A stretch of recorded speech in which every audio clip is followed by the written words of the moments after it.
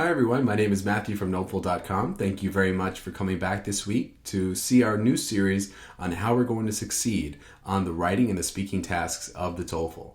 We take these submissions, we take the recordings and the essays from our forum, which you can see and register for free. You can see old posts and other students' work and other topics for these particular sections and the questions for the independent task for you to practice with. If you want to know more about that, you can click the link below or wait till the end of the video and we'll explain exactly how to do that. Right now, we're going to go over this TOEFL speaking section. This week, we have a submission from a student who answered the following question. When communicating with friends or family, which do you prefer? The telephone, emails, or letters? So when you're presented with this type of question, which is a little bit more common these days with 3 options, don't stress it, don't get hung up on it, just choose the one that you feel most comfortable with, and that's what you'll be able to succeed with, and that's what you're going to be able to really respond well with. The more comfortable and confident you feel, the more fluent you're going to sound, the better your content, and therefore you'll be able to get a 4 out of 4. We're going to go over the student's submission, see what they did right, what they did wrong, and how we're going to improve. Let's take a listen, and then we'll review it. In my view, I would prefer using telephone calls when communicating with my friends and family for 2 reasons. Firstly, it will save a lot of my time.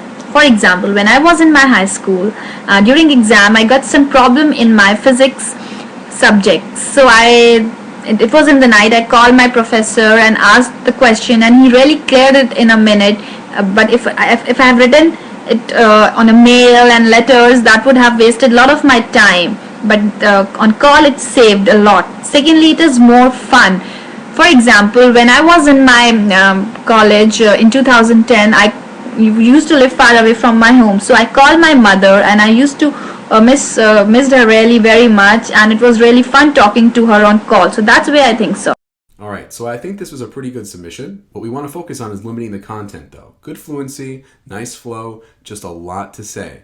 And we want to include those natural pauses, make sure that we distribute our time more evenly. We don't want to say too much in one question, not enough in another question. We want to be consistent over a period of time with each type of these questions. So we want to build that skill and build that habit so we're able to really understand what to do and how to approach questions number 1 and 2 on the TOEFL. So we have 3 options. You want to choose the one that you feel most comfortable with, but if you really don't know, or if you just want to practice, do exactly what we have here, the outline. Choose 5 examples for each type.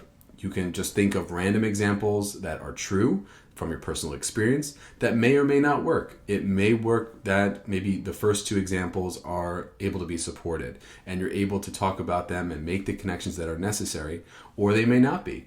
Then just keep working at it, keep thinking about it. Choose those personal experiences that you think will most closely associate with a good answer. And a good answer is basically just answering the question. Let's just say you prefer email. Well, think of those experiences when you were able to communicate with friends and family. Maybe you'll come out with convenient or easy or quick. Those types of reasons will come out of the examples.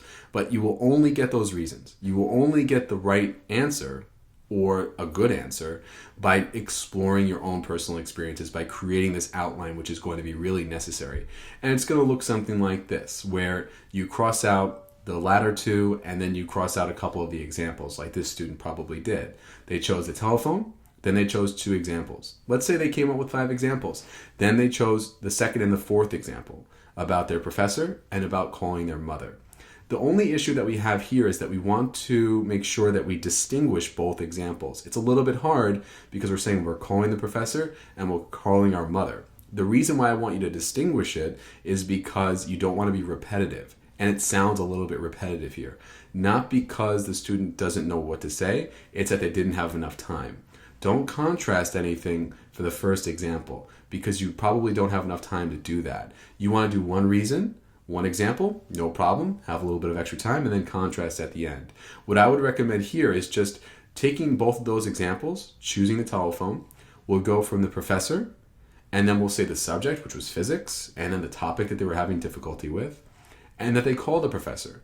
How did the professor explain it to them over the phone? What made it so easy? What made it so convenient? Well, it was a quick answer. They got in touch with them right away. They were able to explain it over the phone. And that's how I was able to understand the topic better. And then what happened? I could pass the test, I could do the homework, I could do the assignment or the project, whatever it is. We want that small conclusion there. It's only going to take us about a second or two to explain that. You don't want to go overboard by saying, on the other hand, unless you're doing one reason, one example. It's a little bit more tricky to do it with two reasons and two examples, which is why I recommend trying not to overload yourself with that. And now when you're looking at the second example, we have a little bit more time to focus on that. So we have our mother, we're going to call them.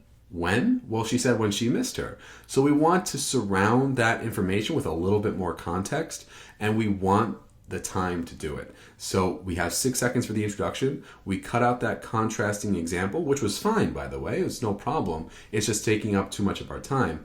Go straight into that example about an instance or event when that person missed their mother, when you missed this person, and then you were able to call them, and then what happened? Why is that important? Why is it more convenient and better? We want to distinguish our reasons and our examples, and the only way to do that is by first outlining and brainstorming, coming up with those examples. If it takes you 20 minutes, that's what it takes you. Obviously, we don't have 20 minutes on the TOEFL, but follow this outline. Try each example. Do 5 examples each, maybe 10, 15 examples, whatever you can come up with. You're going to break through that barrier, go through that wall that's in your mind, that creative block, and then you'll allow yourself to make all of these mistakes, and then you'll be able to get the right example, which is most appropriate.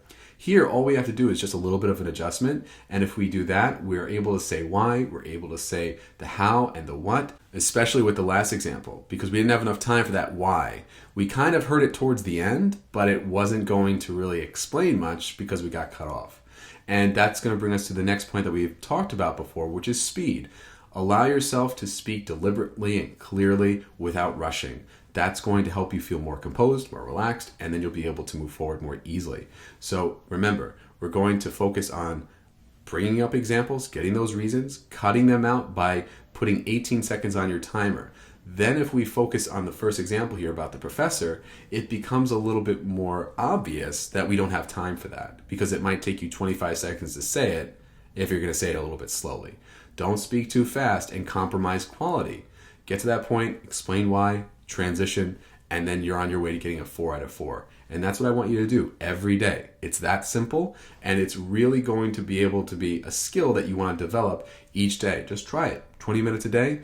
After about a week, you start to get more comfortable and it becomes a little bit more easy. Now what I'd like to do is just go over briefly a couple of the points that we went over here, what this score would be on the actual TOEFL, and how we can move forward for the forum. So let's do that next. So for this particular example, what you want to focus on is development. It's going to get a 2.5 to 3. Even though it has a good foundation, it's because it kind of misses the mark in terms of the why.